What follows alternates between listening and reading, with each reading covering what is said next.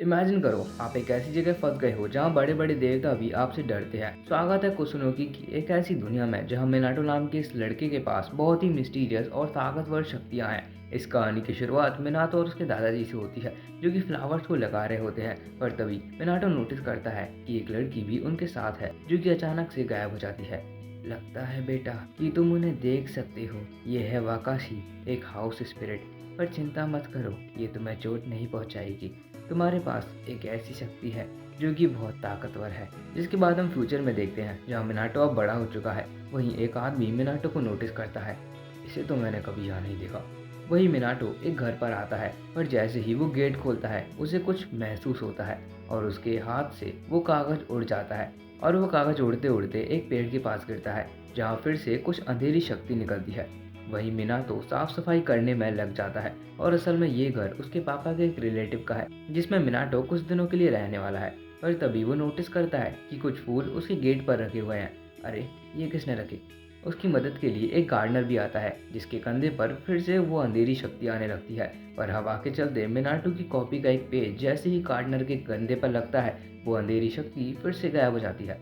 और Minato notice करता है कि उसने जो कागज पर लिखा था वो बहुत लाइट हो चुका है। ऐसे ही वो शाम के टाइम नोटिस करता है कि कुछ रेस्पबेरीज उसके गेट पर रखी हुई थी।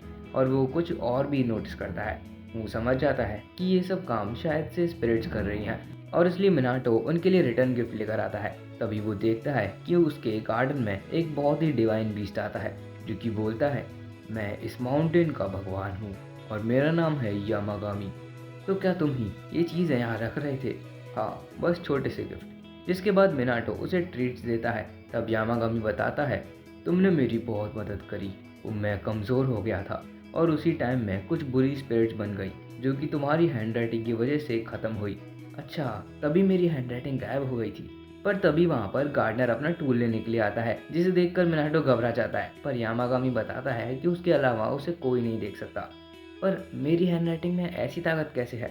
क्या तुम्हें कभी किसी ने हैंडराइटिंग के लिए कोई कॉम्प्लीमेंट दिया था? तब मिनाटो अपने बचपन की बात बताता है कि एक मिस्टीरियस से आदमी ने उसे कॉम्प्लीमेंट दिया था एक नेम प्लेट के लिए, और वो इस नए घर के लिए भी वो बनाकर लाया है। और जैसे ही वो दोनों गेटों पर वो लगाता है, तभी उसके घर के चारों तरफ एक डिवाइन बैरियर बन जाता है।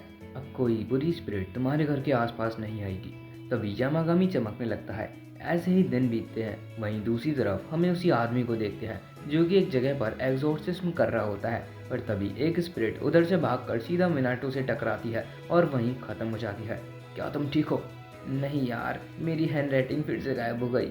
वैसे क्या तुम बता सकते हो कि टॉयलेट पेपर कहाँ मिलेंगे? हाँ, वो वहाँ मिलेंगे। आखिर ये लड़का कौन है?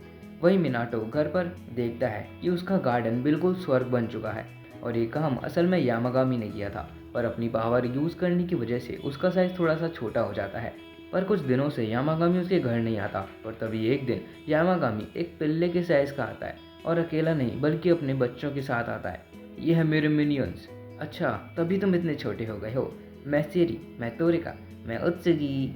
जिसके बाद मिनातो उन्हें स्वीट्स देता है, जिसे वो तीनों बहुत पसंद करते हैं। पर उसी शाम को वही आदमी मिनातो से बात करने आता है। मेरा नाम हारिमा है। तो क्या कल वो तुम्हारी ताकत थी जिसने उस स्पिरिट को एग्जॉर्सिस्ट किया था? हारिमा मिनातो से उसकी वही ताकत मांगता है, पर मिनातो बताता है कि ये तो बस मेरी शॉपिंग लिस्ट है और कुछ नहीं। पर फिर भी मिनातो हारिमा को लिखकर पेपर दे देता है, और उसमें से ग्रीन लाइट निकल रही होती है। एक कागज के अंदर इतनी ताकत कैसे हो सकती है? लेकिन जाने से पहले मिनातो हारिमा के हाथ पर एक सिंबल बनाता है। तभी हारिमा पर उसके साथियों का कॉल आता है, जो कि एक बड़ी सी स्पिरिट से लड़ रहे थे।